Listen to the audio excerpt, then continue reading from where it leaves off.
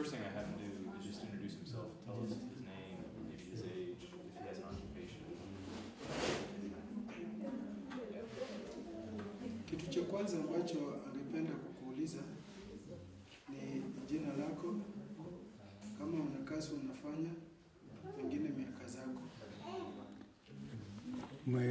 Ya kwanza jina langu ni James Mongan Lembaka. Ya pili mwaka yangu ni mwaka 66 kuanzia sasa.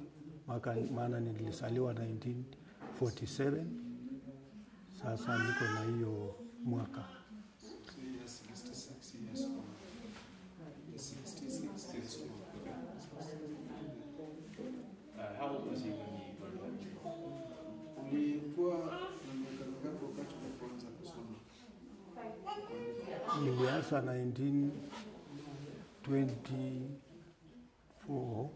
2004 na ninafikiri hiyo ni kama mwaka 58 hivi nafikiri. He says he joined the class in 2004 and he thinks he was 58 at that time. Wow.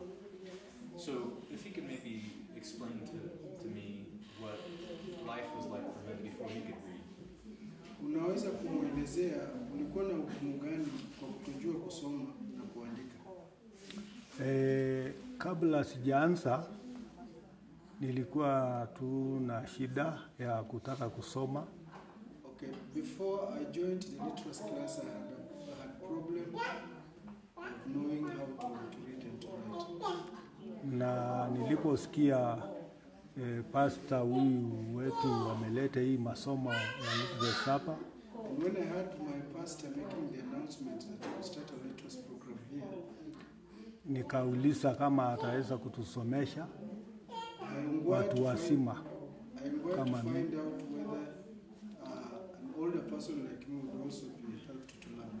Akatuambia inataka watu kama sisi. Then he encouraged us that we are the right people who are needed. Na muje mujiunge nitasomesha. So he welcomed us to come and join us. Na akaanza kutusomesha. So he started teaching us. Akapeleka sisi polepole taratibu na tukaanza kujua. And he took us step by step until we began to know how to read. Mimi nilisoma siku 62. He says he learned within 62 days. Nikaanza kujisomea kwa Kimasai. He started to read for himself in Masai, his local language. Niliposoma Kimasai nikarudi nikaona kitabu ya Kiswahili nikaanza hata kusoma. After I learned using my mother tongue Masai, I saw a Swahili book and I took and started to read it. Nikaanza 1 kwa Kimasai. Started by Masai. Nikarudi 2 tena. So I came back for Swahili. Alafu nikaendelea na Kiswahili na Kimasai pamoja sasa maana nimeelewa yote. And now I learned the two languages because I could now understand them. Nikafurahi sana. I was very happy. Kwa ajili mimi ninafanya biashara kidogo. Because I am involved in small scale business. Sikuwa nikijua kuandika vitu yangu ile kazi ninafanya. I didn't know how to write my day-to-day activities and the work that I'm doing. Hata nikitumiwa barua siwezi kusoma napelekea bibi yangu maana yeye alikuwa anasoma shule. Even if I got a letter, when I got a letter, I would take it to my wife who happened to have into school. Lakini yeye ana kazi nyingi ananiambia ngoja kwanza nimalize kazi fulani. And probably at that time she has a lot of work to do and she's telling me wait before until I finish what nikaona kazi yangu haitaendelea vizuri. Then I saw my work will not progress well. Ndio nikaamua kusoma. So I decided to now join the class. Siku hizi hata nikitumiwa barua ninajisomea. Nowadays when I receive a letter I read to myself. Na ninaandika tena narudisha. And I also write replies. Hakuna mtu mimi nauliza au nisomea hapo, bora tu andikwe Kimasai au Kiswahili. Nobody I ask to read for me, provided the letter is written either in my national language Swahili or my mother tongue Kimasai. Nikafurahi sana. I'm very, very happy. Nilipofika hapo After that, nikamwambia pastor, nataka sasa kujua Kiingereza, hata ninataka kusoma yote. I asked my pastor that I wanted to know how to read and to use English. Nikamwambia atafuta watu to join yani hiyo darasa ya Kiingereza. So I asked him to look for other people so that we could start the English class. Watu wengi hawajaweka maanani kusoma. Many people have not given themselves to reading. Maana tungepata hiyo. Because we would have started that program. Ikakosekana mwingine ya kujiunga nami. So I didn't get anyone to join me. Hiyo ndio imenitatiza kidogo, maana ningesoma hata sasa Kiingereza. Up to now I still desire to learn English. Kwa hivyo hapo tu ndio bado kidogo, na ninataka nikiona tu itapatikana wale tutasoma pamoja, niko tayari. And I'm ready whenever I get other people to join me to learn English. Kwa hivyo masomo yangu imenifurahisha. I am very happy with my little education that I've gotten. Maana hata sasa hii simu yangu nikitumiwa message, because even now when I get a message on my phone, mimi ni kuangalia tu, I go through, I scroll it, naona ni fulani, so I can read na sending the message, na anasema nini, and the message, what the message is saying, narudishia majibu. I also reply bila shida yoyote. Without any problem. Kwa hivyo nimefurahia masomo sana. In that case, I am very happy with Na nikiwa nyumbani, when I'm at home, ninaendelea tu kusoma, kujisomesha mimi I mwenyewe. continue to read for myself. Maana hata pastor alikuwa ametuambia hivyo. Because even pastor had encouraged us to do so. Usifikishe tu hapa mimi nimekupikisha, wewe unyamaze. Wewe endelea hata kujisomesha. Don't just end with the 2 books or the 3 books that you may have, but continue to read for yourself. Saa hii nikipata hii, maana sijafika klasi 4. Right now, what I'm holding book 4, which I did not read. Nitaenda kusoma mpaka nimalize. But I'm going to read it until I finish it. Maana ninaona inasema nini. Because I can go through and understand what it is saying. Kwa hivyo masomo yangu ni hivyo. So that is what I can say for now. Nina furaha sana. Thank you. Did he say that the pastor required him to read? The pastor encouraged him. Oh, encouraged him. He didn't require him to read. He encouraged him to read. Unless you have a question to follow that. As a follow-up. He answered the questions I had, just kind of walking through. So thank you for sharing very much. One of the things that he has done after he went through the class, he began to go through the villages, talking to the villagers to send their children to school. After. Why? Because of now knowing the beauty of being able to read and to write, that joy of becoming literate, it forced him now to start going around and encouraging the parents to send their children to Does he want to tell us about that? Huyu anauliza tuelezee kuhusu kitu ambacho pengine baada ya kuwa kwa darasa, najua ulikuwa ukienda nyumba kwa nyumba ukihimiza wazazi wapeleke watoto wao shule. Ni nini ilikufanya?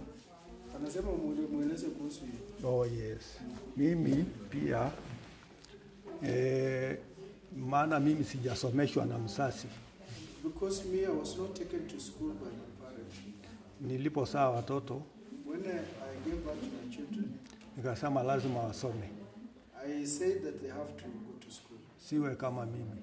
They shouldn't be like me to miss on school like me. Na watoto wangu wakasoma. And I took my children to school. Na nikarudi kwa jirani. Then I came back to my neighbors. Maana hata hii kijiji tuko naye hapa, mimi ndio chairman ya kijiji. Because I am the chairman of this village.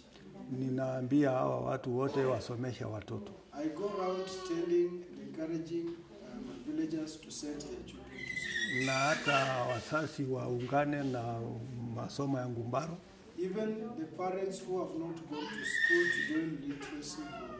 Na nimeenda kwa nyumba mpaka unaona hata wao wengine wako hapa na wengine ambayo hawajakuja. And I've moved from house to house. Even in this group there are those that I encourage to join. Tukiwa pamoja na pastor. together with my pastor. na tukalete wasome. Then we brought them to. Kwa hivyo hata watoto hapa, Even the. watoto hapa hakuna mtoto aendi shule. So up to now, the children, there is none of the children here who doesn't go to school. Tukiona mtu hapa anasomesha mtoto tunashika yeye. When we see somebody that does not take the child to school, we report them or we take them to the administration. Mpaka mtoto asome. The child must be taken to school. Maana hiyo tumemaliza mambo kama hiyo ya kukaa bila masomo. Before, parents used to prevent their children from going to school, but nowadays they have to take them to school. Yes. So what did he feel like he missed out because he didn't go to school? Ni nini ambacho unaona ulikosa kwa sababu haukwenda shule na hukupata kwa sababu haukwenda shule? Kweli. Nimekosa nyingi. I have missed a lot of things. Hata kazi ningekuwa nimepata. Wengine, so provided I would have gotten a good job. Hata kazi yangu yenyewe imeharibika nyingi kwa ajili ya masomo, mimi sijui nitapeleka aje. Even my own work has been spoiled because of lack of education. I don't know what to do. Maana zamani sisi hatukukuwa tukilima, hatukukuwa tukifanya kazi nyingine, kazi yetu ilikuwa kufuga tu ng'ombe. Before we were not farming, we used to keep cattle.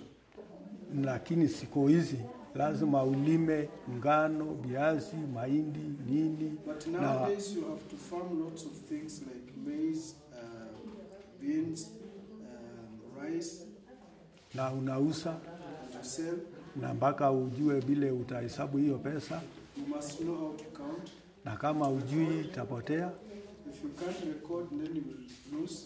Na ukitaka kuweka kwa account, utaweka bila kujua kusoma, maana saa nyingine hujui kuandika. If you want to bank your money, you wouldn't be able to do it because you don't know how to read. Mpaka ujue ndio weke sign na ujue pesa yako ndio kiasi ndio hii. How to sign your money and how much is it that is going in and going out. Ukienda kwa bank unaweza uliza balance yangu iko aje. When you go to the bank, you can ask for your balance. Na unaandika, unaenda na hiyo maandishi. And you write for yourself. You take it. Lakini kama ujui unaweza kudanganywa, sio hivyo, na pengine pesa You don't know how inaenda. to read, you can mislead and lose money. Unaweza uza ng'ombe yako na ujui bei ya pesa ile ambayo utapewa, utafanyia kazi na njia gani, utapangia. You can decide to sell one of the cattle and you don't know how to plan for your money. Kwa hivyo mambo ni mingi ambayo imefanya usome, maana kama hujasoma hutafanya kazi mingi. So there are so many reasons to why one needs or ought to read, to know how to read and write. Become literate. Thank you so much. Nataka kumwambia kuhusu nini ya shule? Ulifanya nini kwa shule? Because I didn't recruit. Answer basi. Wakati tumeanza kusoma, When we started the literacy class here, tukasema tunataka tufanye kikundi and we decided that we wanted to form a group ya kuweza kusaidiana. so that we can help each other. Nikashaguliwa chairman I was elected as the chairman, na tukaendelea and we continued. kulima. We began to plow. Kwa hivyo tunayo hiyo kulima. We have Yeah. a group that is involved in farming. Na inaendelea vizuri. It is continuing. Tunalima mahindi, We are growing maize. tunalima viazi, We are growing sweet Irish potatoes. tunaendelea namna hiyo. We are continuing. Ndio. Tunakomboa mashamba ya watu We wengine hire other people's land. na tunalima hata yetu. We also plow ours. Ndio. Thank you. Nilitaka umwambie kuhusu shule ambayo ulikuwa chairman.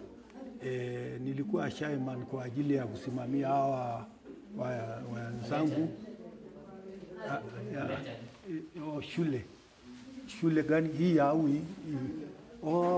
Wakati nilikuwa kwa hiyo shule nilikuwa naeleza wazazi waweke watoto shuleni.